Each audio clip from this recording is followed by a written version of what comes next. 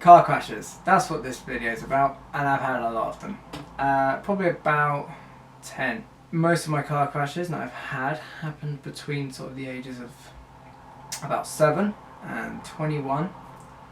So to have about 10 car crashes in that space of time, it does feel like, certainly when I was younger, it felt like I was quite prone to them. I'm going to go through them chronologically. So first car accident I had, my family and I, we were travelling around on the Chinese State Circus.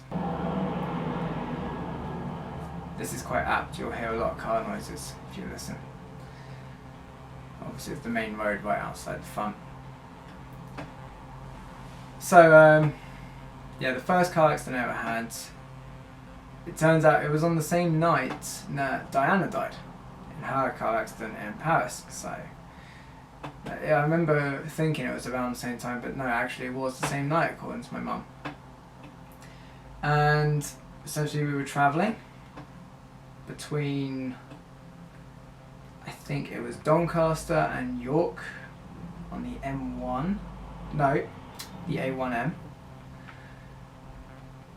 when a lorry, I think this is about 4 o'clock in the morning, and a twin articulated lorry travelled into the back of us, and essentially we were towing a caravan which ended up being about yay thick by the time it got squashed between the lorry and our Volvo estate. And Volvos are built like tanks, fortunately, because we all got away with it completely unharmed. But if anyone had been in that caravan, as we want to do, that person would have ended up completely squashed.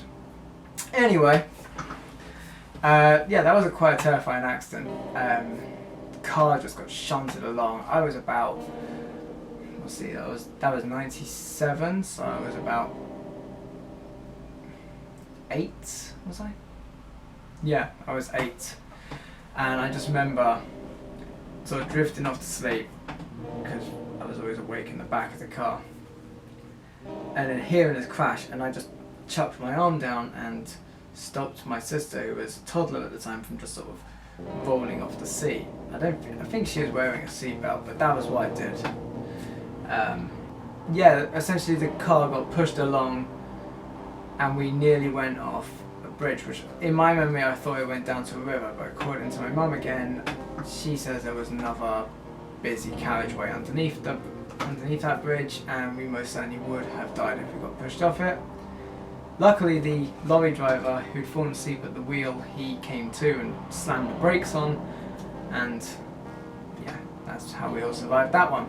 Now a few years later, I'm going into just about going to secondary school,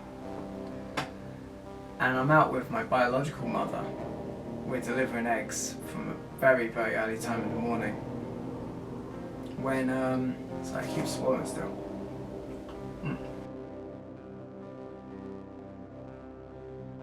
We're delivering eggs at a very early time in the morning to various restaurants and stuff. If you live in Sussex, you may have heard of Hode's Farm. Yeah, that's where I spent a lot of my summers. I was looking after horses and whatnot. Well, we were nearly done with the rounds. We were just passing out of Howsham, heading over back towards Hastings, sort of coming up to Hurstman Zoo, when, in my memory, it just looked like my mum just with the steering wheel. But according to various reports, what actually happened was the axle went. Long story short, he went into a telephone pole, and the vehicle just rolled and rolled. My mother went straight through the windscreen. I came out of the sunroof. Bizarrely, I wasn't wearing a seatbelt, and while it was upside down, I'm on the sunroof, and the vehicle continues to roll. This is the most devastating accident of them all, actually, to be fair. All the ones I'm going to mention, this was the only one where I ended up in hospital for more than a day. I was actually in hospital for, I think, 4 days in total. And the kicker was that I got chickenpox the minute I came out. And it was so bad.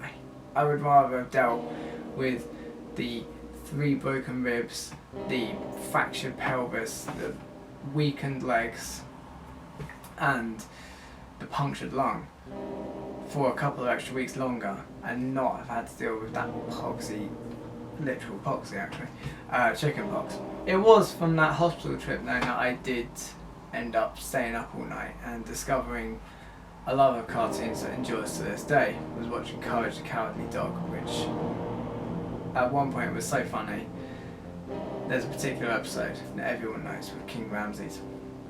Return the slab or suffer my curse. What's your offer? It was so funny that I had to actually press a button to get nurses to get my breathing back to normal because I was in so much pain and I just couldn't breathe anymore. After that, it was actually a few years before I had a car accident again, and the next set of car accidents I actually had, the ones that I'll probably mention, like I said I've had about 10 or so, but I'll only mention the ones here that really had any kind of impact because there's been lots of like car park bumps and stuff now including that, or just being shunted from behind in traffic lights, you know, crap like that really.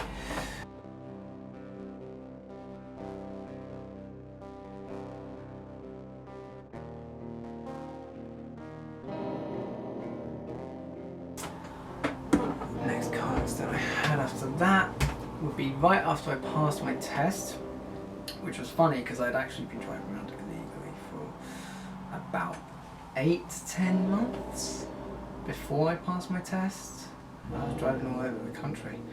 Yeah, I just left my indicator on for a bit long and then a car came out from the side and shunted into me and pushed me along the road a bit. No one got hurt there, but it did damage their car quite badly. After that, I had another accident where somebody ran into the back of me and that actually wrote my car off. A couple of friends and I were on our way to the Isle of Man for a little holiday. That got completely cancelled. The next car accident I will mention was for me the most gutting because I had this van. Nothing particularly fancy about it, didn't go very fast. It went quite far on a tank, but it was just resilient. In 2009, a friend of mine and myself, we went to the Isles of Scilly. We drove down to Cornwall to get a ferry over from Penzance, and I had done all my checks that morning and left the oil cap off, and basically I was getting a buzzing in my pocket constantly the whole way down the M27. I chucked the phone over to my friend Alex, who answers the phone, and it's my dad screaming I've left the oil cap off. We pull over on the hard shoulder, we open up the bonnet, we get the EAA out. The oil has covered the engine, as you can imagine, anyone that drives. It has literally gone everywhere. Normally this would write so many engines off, but that engine just kept going. It was a 1.7 Isuzu engine, Vauxhall combo van from sort of before the W reg, so before 98, 99 sort of era. Sounds old now, but it just ran and ran. Anyway, this is the most devastating accident. I had just bought this gigantic bloody amp, which I've still got, just looking at it now. I was getting it home. I had 2 of my sisters in the back of the van with me because my amp needed looking after. Not the best big brother, but I had 2 of my little sisters in the back looking after the amp. I say little, you know, they were like 12 and 10. And I said, look after the amp. I drove up from Eastbourne up to where I used to live in Heathfield. And I just dropped off another friend of mine called Nick. And we're on our way up to Heathfield, and I turned from a major road onto a minor road. And I checked down the road, completely checked down the road, twice. I was being extra careful that day, but for some reason I just did not see this car zooming at me. Apparently they're going to speed limit of 30 miles an hour. I have no idea. I'm turning the corner, suddenly this car is flying at me. As you can imagine, the bonnet just crumpled right the way up. Window, massive crack in it. I've got this really nice scar here. This is the only accident that's ever been my fault actually, of all of them. every accident I've ever been in, this is the only car crash that was ever me not looking. And then it turns out a few years later now I actually have a condition called retinitis pigmentosa, which could explain why I don't see things so well in my peripheral vision. May have been the case at the time of that accident as well. That accident was quite bad. When the wing mirror came off, it hit my head so hard and the skin just popped open and you could see my skull, and it took about 6 hours in the hospital before I could be seen. But the most funniest part of all of this was my reaction. My instant reaction was not to cry out in pain, or to even check on my sisters. What my sisters probably saw was something like, "How's the amp?" I just freaked out about the amp. I just was like, "How's the amp?" First words that came out of me. And then I got out of the vehicle, which I had to go over. No, I didn't. I was able to get out my own door. But my passenger door on the left wouldn't open at all, and had there been someone in that, their legs would definitely have been amputated. No, I got out, I ran around the back, got my sisters out, make sure, if the police arrived, they didn't see, I've got 2 kids in the back of my van. That would just be bloody terrible. And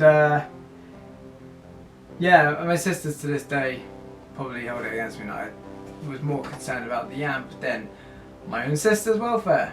The younger of those 2 sisters, Emily, she only had a slight injury. There was a shovel in the van that just sort of slid along the ground and stubbed her toe a bit. She got seen within half an hour, being a kid and all, in the hospital. I didn't get seen for 6.5 hours. I'm sat there in a waiting room with my skull showing to everyone, blood everywhere, covered in blood myself. And yeah, that was a fun time. Got a bunch of stitches on my forehead, and mostly I was freaking out about my amp. Got home and made sure that was safe, but at the time I was also freaking out about my hairline. So yeah, priorities. Always been excellent at keeping up with my priorities. All the other accidents I got involved in, minor, very minor. There was one where I'll mention this because one of my passengers went for a whiplash claim. It was a minor shunt. I came over a crest of a hill. This is one reason why I'm definitely happy to get out of Eastbourne, because the bus drivers there are absolute twats. And suddenly I see a sea of red lights, just one after the other, putting on their brake lights, coming towards me, and I slam my brakes on myself. I'm in this crappy, rusty Corsa with 3 different types of tyres, one of which is not even the same size as the other 3. This car was so bad that once I treated it like a shed. That's all it was basically good for, was getting about and being a shed. The back seats were barely, they were in, it was MOT-able, I guess, apart from the tyre situation when I got it. But yeah, someone actually broke into my car once and left it in a better state than when they found it. There was nothing for them to steal. So yeah, they tried rooting for it and actually kind of tidied it up. So I don't know. Eastbourne, it's a weird place. But anyway, I'm going down the crest of this hill. I slam on my brakes. I just stop about this close to the car in front, and then I look in my rearview mirror, knowing full well that there's a crest of a hill behind me and it's rush hour. A BMW, a very nice BMW, comes over. Or was it a Mercedes-Benz? One of those 2 comes over and just, they slam their brakes on, but they won't stop in time. They go into the back of me. Behind them, similar situation. I get shunted twice by the same car.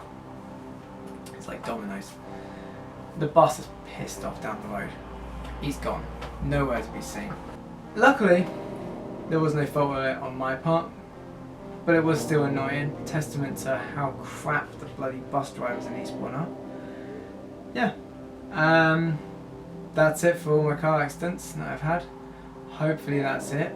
The most recent one I had was a little more than a year ago. And again, nothing serious, no big insurance claims or anything. The one with the Vauxhall combo was the worst one for me. Obviously, being my fault, it was quite bad enough. They made me go on a driver awareness course, like, along with, you know, I'm there with 20 other people that are mostly drunk drivers and stuff. So I felt like a little bit like they were trying to get me with that one. They were trying to pin me down with something I hadn't done. I even got an invoice at one point, which got waived, but nonetheless got this invoice for reparations to the road itself from part of my engine scratching the road up. I don't know, the police were very weird about that one. I was being continuously questioned. I just felt like someone was pushing for me to get sued quite badly there. I just felt a bit criminalised. But yeah, hopefully now, because of my retinitis pigmentosa, I don't drive anymore. So I won't be getting into any more car accidents anymore. Not of my own. And my wife's a brilliant driver, so touch wood. Yeah. I wanted to record this video ages ago. Finally got around to it. I'll see you next time.